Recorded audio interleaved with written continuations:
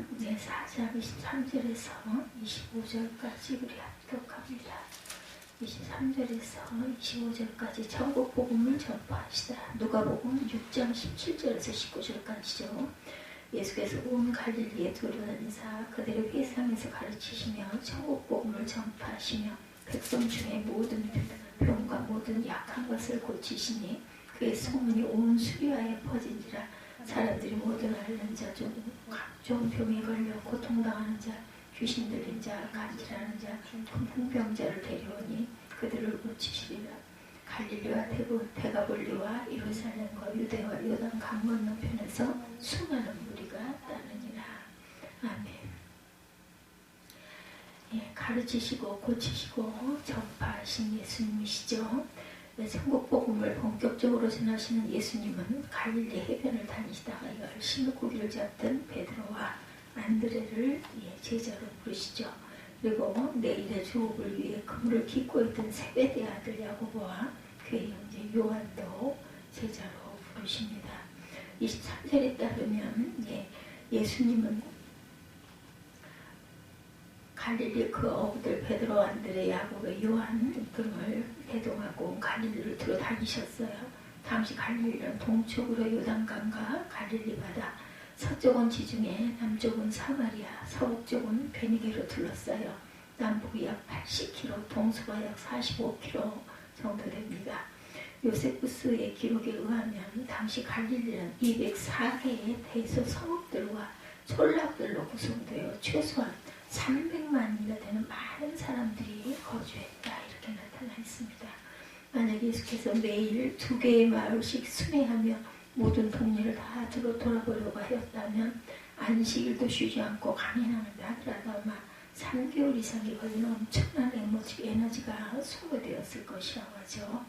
그러기 예수께서 온 갈릴리로 두루 다니셨다는 이 구절은 모든 동네를 샅샅이 돌아다녔다기보다는 갈릴리의 전 구역을 이리저리 왕래하시면서 복음을 전파하셨음을 말씀합니다. 마태복음 9장 35절에도 예수께서 모든 도시와 마을에 두루 다니사 그들을 모두 회당에서 가르치셨다고 주님의 사역하는 모습이 증거되어 있습니다. 중요한 점은 우리 주님께서 한 영혼이라도 더 구원하시기 위해서 온 힘을 다하셨다는 것이죠. 이어지는 23절에도 보면은 또 일렀을 때 누구든지 아내를 버리는 23절이죠. 4장 23절 예수께서 온 갈릴리를 두루 다니사 그들의 회상에서 가르치시며 천국 복음 전파하시며 백성 중에 모든 병과 모든 약한 것을 고치셨다, 이렇게 나타나 있습니다. 약한 것을 고치셨다. 예수님은 회당에서 가르치십니다. 예수께서 제자들과 함께 첫 번째로 시작한 사역은 회당을 중심으로 한 가르침의 교육 사역이었다라는 것. 코로나19로 인해 우리나라 학교 개학이 연기되고 대학교와 대학원에서도 온라인을 이용한 강의가 계속해서 진행되는 좀 초유의 일들이 다반사가 되어가고 있습니다. 교육에 대한 관심은 세계 어느 나라 사람들이나 공통적이죠. 한 나라의 미래가 교육에 의해 좌우된다고 해도 과언이 아닌 때입니다. 유대인들의 교육법은 전 세계인들의 그런 관심사이죠. 유대인들은 대체적으로 가정에서 자녀들에게 이런 것들을 가르칩니다. 남보다 뛰어나라가 아니고 남과 다르게 되라, 이런 그런 말씀이었다고 그러네요. 배우기 위해서 듣는 것보다 말하는 것이 더 중요하다. 몸을 쓰는 일보다 머리를 써서 일하는 것을 가르쳐라. 싫으면 하지 마라. 하려면 최선을 다하라 랍니다. 배움을 중단하면 20년에 걸쳐 배운 것도 2년 만에 잊어버리죠. 형제의 머리를 비교하면 쌍방울 죽이고 형제의 개성을 비교하면 쌍방울 살린다, 이런 말들이 있다고 합니다. 잠들기 전에 책을 읽어주고 아이를 혼내준 날에도 재울 때는 따뜻하게 해주라. 평생을 공부시키기 위해서는 어릴 때 충분히 놀게 하라. 친구를 택할 때는 한 단계 높게 선택해라. 자녀에 대한 최고의 형벌은 침묵이다. 자녀를 위협하지 말고 벌을 주거나 용서해라. 정해진 일을 정해진 시간 내에 해내는 습관을 기르라. 집안에서 내 것, 남의 것, 우리의 것에 구별을 가르쳐라. 남한테 받은 수모는 잊지 말되 용서하라. 이렇게 이러한 내용들을 가지고 교육을 시킨다고 하네요. 인간이 교육의 산물이죠. 교육의 힘은 굉장히 막강합니다. 장애의 고통을 이긴 헬렌 켈러를 모르는 사람이 없죠. 태어난 지 19개월 만에 성혼열과 뇌망염으로 평생을 시각과 청각 장애인으로 살아가는 헬렌 켈러가 앤 설리번이라는 선생님을 만난 것이 행운이었습니다. 앤 설리번은 예수님의 사랑으로 헬렌 켈러에게 다가갑니다. 얘는 헬렌에게 손바닥 위에 영어 알파벳을 적어주는 방법으로 헬렌의 어두운 세계를 밝혀줍니다. 얘는 펌프질을 해서 물을 나오게 한 후 헬렌의 손에 물을 적셔준 후에 헬렌의 손바닥을 펴서 워터다 이렇게 적어주었다고 그러죠. 훗날 헬렌 켈러는 이때의 감격을 이렇게 회고합니다. 시원한 물줄기가 펌프로부터 나오게 될 때 그녀 앤 설리번은 내 손에 물로 WATER이라고 적어주었다. 그때 나의 모든 관심은 그녀의 손에 집중되어 있었다. 갑자기 뭔가 모를 황홀감에 휩싸인 듯했다. 그것은 마치 내가 그동안 잊고 있었던 어떤 것이 새롭게 내 마음속에 입력된 듯했다.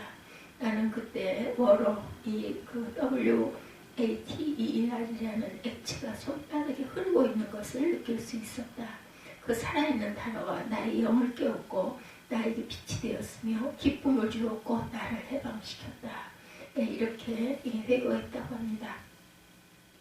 사람들은 헬렌 켈러의 앤 설리번 선생님의 기적을 만드는 사람이라고 불렀다고 그래요.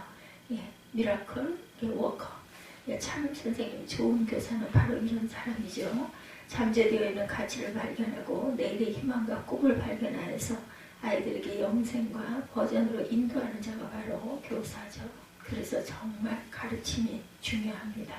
주님의 친구인 우리 교회 그런 그 학생들 교회마다 교회 학교들이 많이 무너졌어요. 그런데 그 옛날 돌아보면은 정말 학생 청년 성도들을 가르치는 교회 학교 선생님들과 그런 그 비전 아카데미에서 봉사하는 선생님들을 주님의 기적을 만드는 사람들이라고 칭하고 칭해줬다고 그러죠. 미라클 워크 오브 더 로드. 예수님을 회당을 가정으로 해서 교육사역을 밝히십니다. 회당한 유대인들이 바빌론 포로에서 귀한 후에 전국 곳곳에 세워진 종교 집회의 교육의 장소로 신약교회에 모형이 되었죠.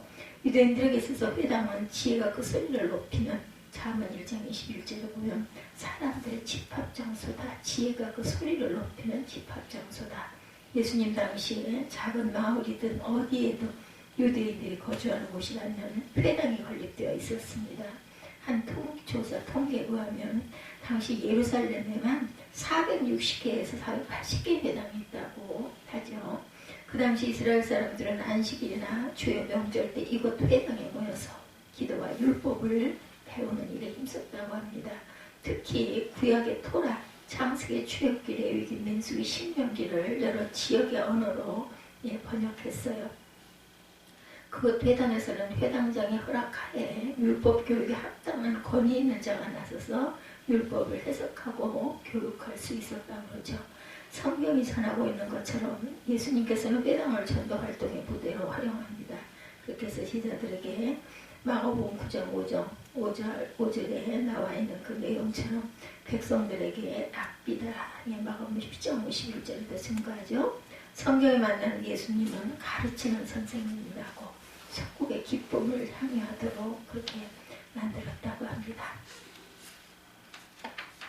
교사로서 예수님은 능력이 있으신 선생님이다. 마태복음 7장 29절입니다. 어떤 곳에든지 가르치셨어요. 산에서도 가르치시고 유명한 산상수훈이죠. 마태복음 5장 1절. 들판을 걸리면서도 가르치시고 부지런히 다니시면서 누구에게나 가르치셨다고 합니다. 그 가르침이 세상의 박사들을 능가하는 유일하시고 권위 있는 가르치심이었다. 마가복음 1장 22절을 증거합니다. 예수님은 비유로 알기 쉽게 가르치셨고 하나님의 능력으로 직접 본을 보이시고 가르치십니다. 사도행전 1장 1절에도 하나님의 능력으로 요한복음 3장 2절에도 비유로 알기 쉽게 마가복음 4장 2절에 증거합니다.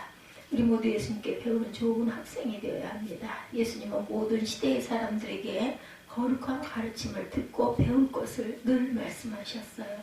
나는 마음이 온유하고 겸손하니 나의 멍에를 메고 내게 배우라. 그리하면 너희 마음이 쉼을 얻으리니. 마태복음 11장 29절이죠. 나의 이 말을 듣고 행하는 자는 그 집을 반석 위에 지은 지혜로운 사람 같으리니.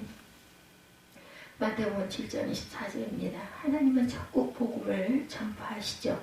천국 복음, the God knew about the kingdom. 복음서가 존재하는 중요한 이유. 마태복음의 관점에서 보면 천국은 세례 요한과 예수 그리스도께서 집중하신 핵심 과제가 됩니다. 세례 요한은 유다 광야에서 회개하라 천국이 가까웠다. 마태복음 3장 2절이죠. 예수께서 마태복음 5장 6절과 7장의 산상수훈의 중심 주제로 천국 복음을 가르치십니다. 예수님의 공생에는 천국 복음을 정하신 전도자로서 천국의 삶을 사는 모델로 빛을 발하십니다. 천국 자체이신 예수님은 교회의 머리가 되시고 몸된 주의 자녀들로 하여금 주님의 은혜 아래 예수를 믿어 구원을 받아 천국을 소유하게 하십니다. 교회는 천국 복음을 믿고 천국의 삶을 살아가는 현장입니다. 천국 복음을 우리에게 이루시는 주 예수님은 믿음으로 사는 주님의 자녀들 심령 안에 하나님의 나라가 있다. 누가복음 17장 21절이죠.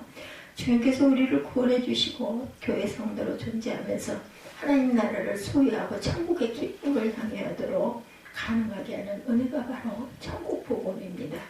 중요한 점은 예수께서 우리들에게 이 천국 복음을 주님 다시 오시는 날까지 힘써 전파할 것을 말씀하셨어요.